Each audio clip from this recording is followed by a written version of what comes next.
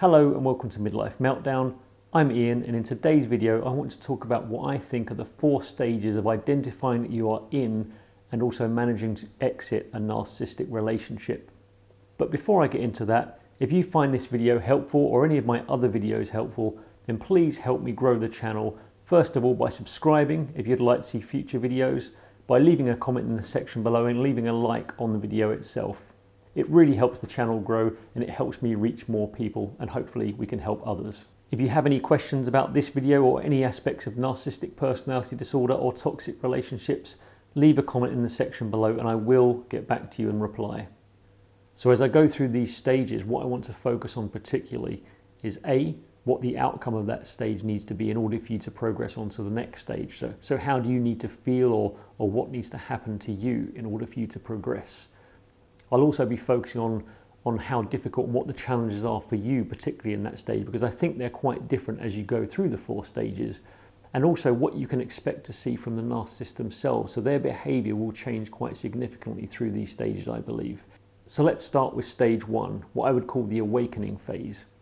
And during this phase, this is where you will start to truly believe or truly sense that there is something significantly wrong with your partner.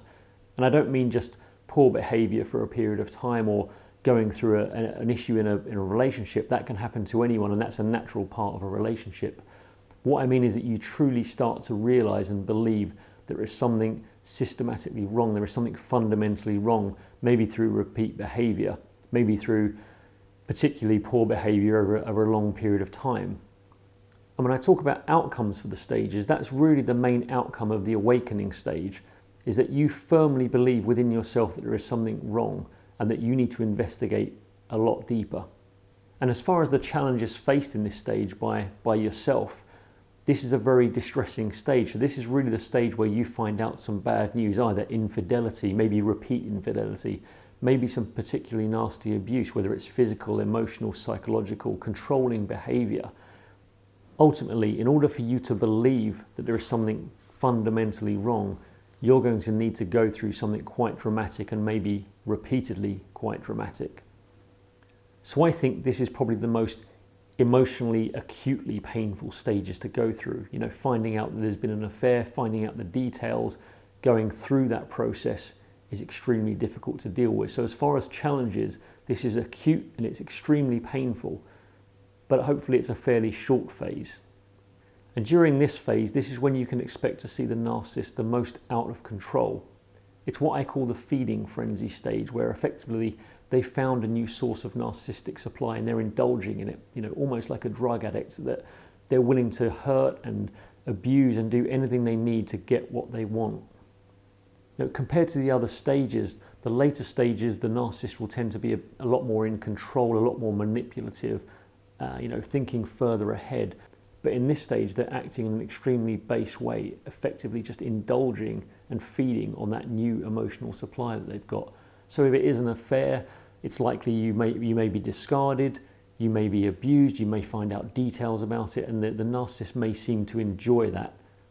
So effectively, this is your out of control vampire feeding stage, where you'll expect to see some pretty base behavior. And the only good news I can think about this stage is that if you're watching this video, you've already probably gone through or are going through this stage, and you've already had this happen to you.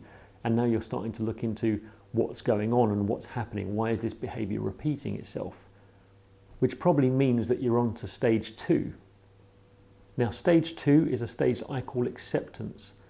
And if you're watching this video, it's very likely that you're in this stage already. And this is really about trying to understand what you're dealing with, really trying to understand narcissistic personality disorder, understand the behavior that you've been seeing, the abuse that you're on the receiving end of, and ultimately trying to break the illusion of what your relationship really is. And the ultimate outcome of this stage is to get to a point where you have broken that illusion. You know, to allude to one of my other videos, that you've seen the matrix, that you understand what it is, and that all of your illusions about what that relationship is, and that whether your narcissistic partner really loves you, what you are to them, have gone. And that leads into what the big challenge of this stage is. Now, I think cognitively, intellectually, this is one of the most difficult phases to deal with. Ultimately, you're looking at your whole world, your whole reality crashing down around you. You know, if like me, you were in a long-term relationship, you know, for me it was almost 20 years, the sudden shattering of what you thought your life was and that you'd based everything around, maybe built a family around, suddenly comes crashing down. And that can be quite challenging. For me, I found this extremely difficult to deal with. You know, it's almost enough to drive you genuinely insane. You know, it feels like you've been living in a false world, in a completely different reality, and all of a sudden that curtain is pulled back and you're faced with the fact that, you know, you thought you loved someone for a long time and they loved you, and that maybe you had this special connection, that it was you and them versus the world, and you know, you were the only one for each other. And to suddenly be discarded maybe multiple times and come to that realization that actually you weren't really that important, and that they can give that to someone else extremely quickly. You know, everything that you had, everything that was special between the two of you can be suddenly given to someone else so quickly, so deeply, can be extremely mentally difficult to deal with. And from the side of the narcissist, what you're likely to see in this stage, after the initial feeding frenzy of stage 1, you're likely to see a lot more of the controlling, manipulative behavior. So once they've kind of come down off of their mentally aroused, sexually aroused high of feeding from that new supply, what you may see here is them trying to maintain the status quo, trying to maintain your current relationship while also having the new supply, maybe multiple new supplies. So here's where you start to see the manipulation come back in. You know, you'll probably see apologies, you may see attempts to see therapists, you may see some genuine attempts to try to reconcile and make good on their behavior.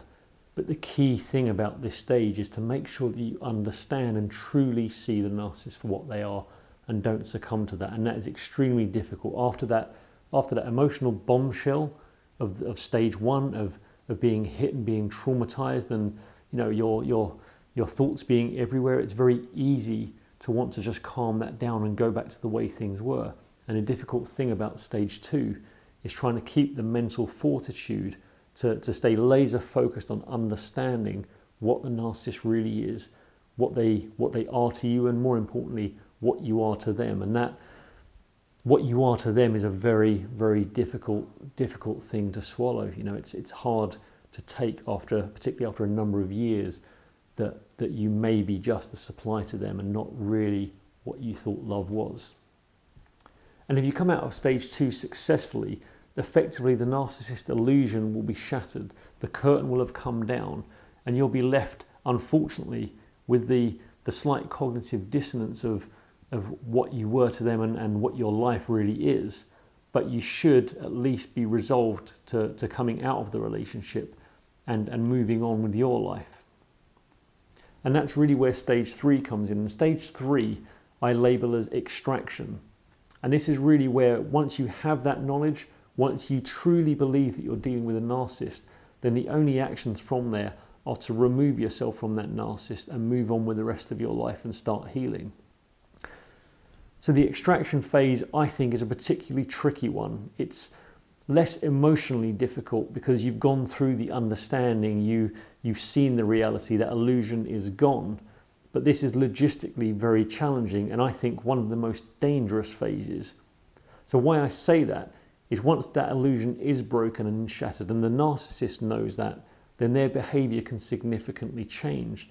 So that rather than trying to manipulate you with slightly softer touches or trying to keep that cognitive dissonance going, to gaslight, to keep you off balance, the behavior can become much more aggressive, much more direct. And it's less about trying to control your narrative and control your mind, and much more about trying to control the situation and the overall narrative. And what that can mean is involving other people, involving what other people find out about the relationship, trying to change the picture, trying to change that narrative around you being the problem. And this is the stage where you'd commonly hear the term flying monkeys and a lot of gaslighting going on, but ultimately it's about knowing that they're losing grip on their control on you and trying to shift that blame of why the relationship is breaking down to you, or trying to control you, trying to keep you in that relationship less through encouragement, less through trying to draw you back in, and much more through threats. So I think the challenge for this stage, as a victim of the abuse is really to try and make sure you plan the logistics and the support network that you need to extract yourself from the relationship while trying to maintain a calm approach to it. And that can be extremely difficult because you're going to feel angry, you're going to feel enraged about what you've given to the narcissist, what they've done to you in return, as well as dealing with all the emotional pain that's still very vivid, very visceral. But the more calm you can keep in this situation, the better it will be for yourself. And that's ultimately what the aim should be. But I do throw a huge word of caution in here, in that this stage can get particularly nasty. Now, without going into too many details of my own experience, but this is where the abuse can shift from emotional and psychological abuse, although that will still be there, to much more around sort of physical abuse or threats and much more controlling behaviour. But this is where it becomes much more of an out-and-out battle between yourself and the narcissist. And my advice, and I think the outcome of the stage here would be to try not to engage in that as much as possible. Now, if I were to look back at my own situation and some of the advice I was given that I chose to ignore and probably regret it, I wish I would have extracted myself much more quietly, much more quickly from the relationship, rather than trying to keep things calm and do it in a slower process. So I think in this situation you need to be prepared, if you are cohabiting with a narcissist, to quietly leave immediately and without telling them where you're going, and deal through things in a much more legal, calm way. All the time that you're within the vicinity, within a relationship, a joint relationship of any kind with a narcissist, if they choose to victimize you, if they choose to abuse you, you have very little control over it. And this stage is really about taking that power, taking the control away from the narcissist and giving it back to you so that things are done on your terms. Now, the other piece of advice I would give here from a practical perspective is be prepared in this stage to gather evidence. So if things do turn particularly nasty, which believe me, they can very quickly, it's important to make sure that you've got evidence, things like recordings, look at sound recorders on your phone, on your laptop that you can use to record conversations. And obviously check on specific laws. If you're in the US, I know there are two-party consent laws in some states, but be prepared to make sure that you back up what you say. And the other thing I would suggest during this phase is making sure that you build a very strong network of people that will support you. Have places that you can go, have places, if you have children, that you can go and stay with children. Look for legal advice, look for counselling advice, look for people who've been through this before that can help you, and make sure you have somewhere that you can go and people that will look after you. So you're going to be extremely vulnerable in this stage. It's going to mean turning your life upside down, and with all the trauma that you've just been through and the shell shock that means for you, it's extremely difficult to make sane decisions, but other people can help you with those decisions, so lean on them where you can. Now, if you're lucky and you're discarded by the narcissist, now, and why that might not feel lucky at the time, believe me, it is. It's a lot easier to be discarded physically by the narcissist than it is to try and leave them when they don't want you to leave and they want to maintain that control. But if that's already happened, then all you're left with dealing with then, and I say all, I don't mean it in a flippant way, but you're then left to deal with the mental trauma and the questioning that you go through, but hopefully you can come with that in the next stage, you can overcome it. Now, if you get through that successfully, then we move on to what I would call stage 4, the quarantine stage. And it's easy to fall into a trap to think that once you've ended your relationship with a narcissist, that you're home clear, that you're free. But I believe the fact that you've been in a relationship with a narcissist for whatever amount of time, and the trauma that you've gone through in breaking that relationship, is going to leave you very susceptible to unwise decisions, potentially around getting into relationships with other people, or suffering from the wounds that you've been suffering from. And if you've seen my previous videos about the contagious behaviour of narcissism, is potentially abusing other people to try and soothe your own wounds temporarily. Now, while I don't consider myself an expert in this stage at all, because I'm deeply in this phase myself, I think it's important to take some time after your relationship to take stock of what happened, to take stock of why you got into that relationship, why you may have missed red flags, and ultimately to run some self-diagnostics on yourself, to ask yourself the question, what could be wrong with me? Now, I don't mean that to sound horrible, but it's a genuine point that I've referenced in videos before, that if you're in a toxic relationship and you've been so for some time, then it does indicate that you have some problems yourself that you need to deal with and heal. it's likely to indicate that you're codependent, that you're very empathic, that you may be a people pleaser. Now add that to the trauma that you've gone through in breaking the relationship and having your world fall apart around you. That can leave you in a very vulnerable state. And as I said, the point I make around not focusing these videos particularly on what's wrong with a narcissist, because that's kind of easy, that's very obvious, and while it is important for that stage 2, really what the aim is here is to put you in a position where you're able to lead a healthy, happy life, and that you're immunized, that you're defended from this ever happening to you again. And this quarantine phase, I think, is a key part of that. It's just to take that time to calm your life down, to look at yourself and how this happened, and learn from it and go through some healing.